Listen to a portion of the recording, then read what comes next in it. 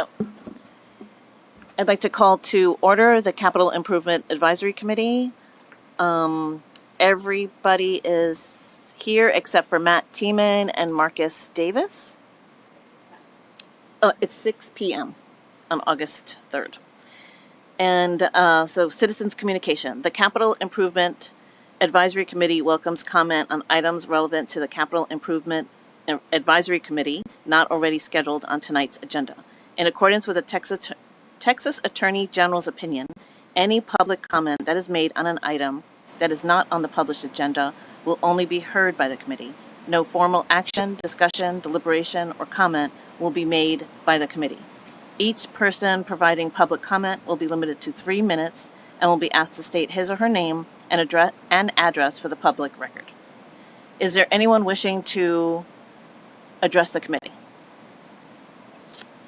There is no one. So now consent agenda. Okay. So now consent agenda, since nobody is here to address the commission. All matters listed under the consent agenda are considered routine by the advisory committee and will be enacted by one motion. If any committee member desires to discuss an item on the consent agenda, it will be moved to the regular agenda for further consideration. Are there any items the committee wishes to remove from the consent agenda? There are none, so we are going to go with 3A, 2026-0734. Approve the Capital Improvement Advisory Committee minutes for the May 4th, 2026 regular meeting. Motion to approve. Thank you. Second. Thank you. Motion has been passed. So now, oh gosh, sorry. I think I'm loud. Presentation. So number 4 is 4A, 2026-0759. Tracy Waldron, the finance director, will present. Conduct a presentation on the water and wastewater impact fee audit results.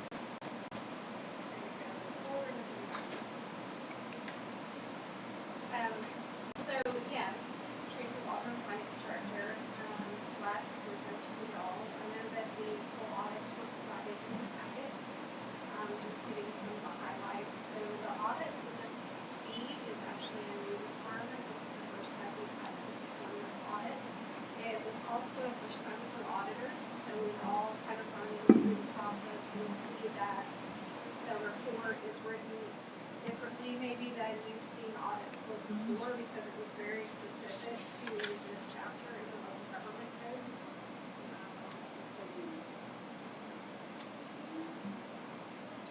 I just don't know.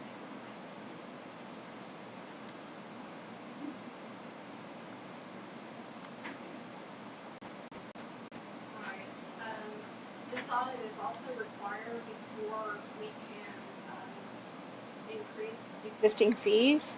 And so this audit was performed from October 2014 through September of 2025. It was a 10-year span. Our fees go back further than 10 years, but we decided to do a 10-year because the 10 years denotes collection of impact fees. When you collect impact fees, you have to spend those impact fees within the 10 years, or there's other consequences with them. And so that's why the 10-year period was chosen. The results or some of the findings were prior to fiscal 24, the fees were not being maintained at the service level. It just means that they weren't being tracked. Like for water, wastewater, there's 2 service levels. They were being tracked between water and wastewater. They were also being tracked in the wastewater and wastewater operating funds. So we have split all that out now. It's a completely different fund, and we are tracking everything at the service level. And that started back in fiscal 24. There were a few calculation errors that they identified, and there was a small variance in the reconciliation. Everything through September of 2025 is reconciled now, and this audit would not be required to be performed again until we went through the process of wanting to increase the fees again. So Did y'all have any specific questions on the audit or? Being this the first time that you've done the audit, what It were is. some of the key insights that you guys picked up on that you're going to, I guess, maybe put some process or pivot on? Yeah, I mean, since it was a 10-year span, you can imagine the processes within 10 years.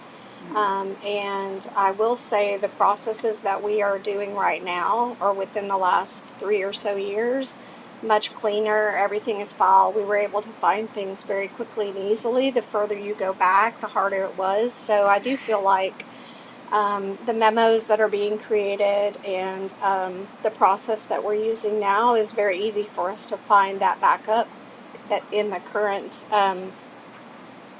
currently the way we're doing it. I will say one of the audits it includes looking at credits and refunds, so just making sure that we've saved those and documented those very clearly. Refunds are a lot easier to find and track because you can see them on the ledger, but credits are where you basically, they don't have to pay the impact fee because of some sort of agreement, and just wanting to make sure that we have those in a file. I can find them easily because those would be a little bit harder to find. Mm-hmm. And the credits are given to, I guess, specific developers or? Yeah, I'm not on the side of when those are allowed. I just know that when they are, I need clear documentation as to why they were given. Right. Okay. That makes me happy to hear. Yeah. Professionally, I'm dealing with something similar. 27 years worth of cleanup, and I mean the technology difference between 2015 and today is huge. So going back further is impossible. Is this probably same question or similar question? I noticed that some of the on the findings section, there's 32 or so instances of couldn't find bank record because it's not there for 10 years ago. We don't keep PDFs didn't exist, right? Like so, they did, but so we have record retention policies though, and so for bank retention, we don't keep the retention. I think it's like 5 or 7 years. Yeah. So once you go past that, and so they just acknowledge that we don't have the bank rec because we didn't keep it past the retention period. Right. Yeah. But is that a new policy that's going to be, I guess, instituted now to keep it as long as, I guess, we have to be able to spend the impact fees? So, for instance, I don't think if we it's have going the to 10 be years, an issue because we now have to do this on a This was the very first time this has ever been required. So, the fact that we're trying to determine how far to even go back to start the audit. We went back 10 years. You won't see this again because this will happen every 3 to 5 years. And so we will have the records because it will still be within that record retention period. Okay. So it will still be within the record retention. I guess what's the policy for records retention when it comes to what's captured for the impact fees? It wasn't specific to impact fees. It was specific to bank recs. And so that's where the retention kicked in. As far as impact fees, we didn't have record retention issues with any of the other items we pulled. It was just the bank recs. Okay. Yeah. I don't think I have any questions. Yeah. I don't have any questions, so I think that's all we have. So, now it's 4B 2026-0760, the presentation on roadway impact fee audit results. So kind of the same thing. I do have one question. Is there a finding, like an audit finding, where you say you meet, I forget the different levels of findings, but they don't give an opinion. They didn't give an opinion? No. Okay. It's not. It wasn't that kind of audit. The findings were literally like by the category based on the local government code chapter and the requirements of that chapter. Okay. That's why you see that table in there. So basically it's like, this is the requirement, this is what we tested, this is what we found. Okay. Yeah. Great. Yeah, and they're repeated. The roadway impact fee is set up the exact same way. The good part about the roadway impact fee is that we haven't been collecting the fee as long.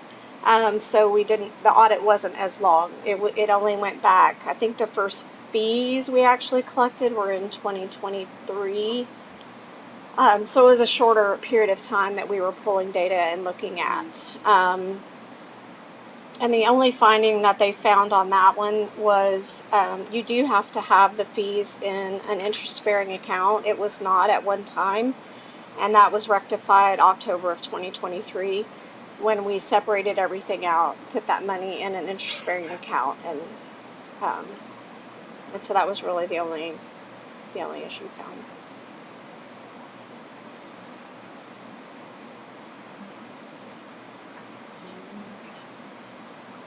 I don't have any questions. Do you have any? No. Do you have any questions?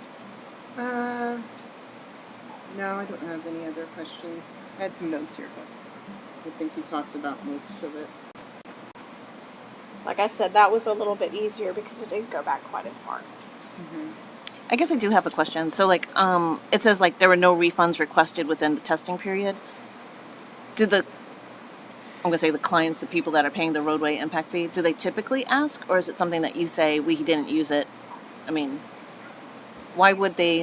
How would they know you haven't used it? They'd have to ask. I mean, they'd have to. So they just have to call you do and ask. open record, or Okay. yeah, they would have to research that. Okay. But this one doesn't even go back far enough to where you get to the Because it's 10 years. period. If you haven't used it in 10 years, you can get it back. Correct?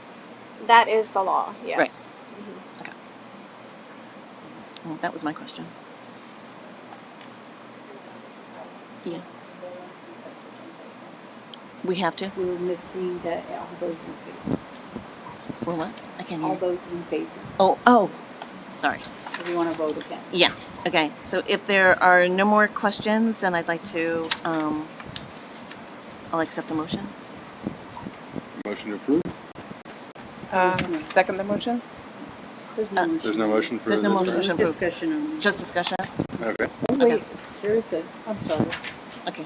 That was a presentation. Yeah. That was presentation. Oh, in we have to go to five. presentation. Okay, fine. Okay, sorry. Do we need Apologies. to go back to 3A? So you can go to 3A and vote, and Okay. then go to 5. Okay, so I'm going back to 3A. Apologies.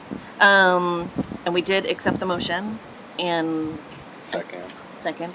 So the motion has passed. Didn't I All say- those in favor. All those in favor. Okay. Say aye. Aye. Aye. Aye.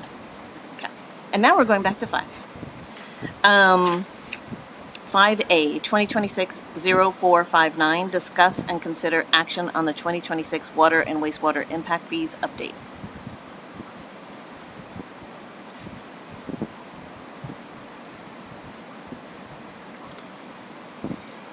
Good evening, committee. For the record, Matt Rector, Director of Utilities and Engineering. So back in, sorry, I just lost it. March, I think it was, we presented the presentation to you, but we didn't ask for formal action. We were leaving you with the information, the land use assumptions, the growth, the CIP, and we were going to come back to you. Well, we're back. And so now we're asking for formal action on the impact fee study update that was done. As we had presented, the land use assumptions came basically out of the comp plan that P&Z had approved and City Council had adopted. The CIP comes straight out of the master plans that were adopted in 2025.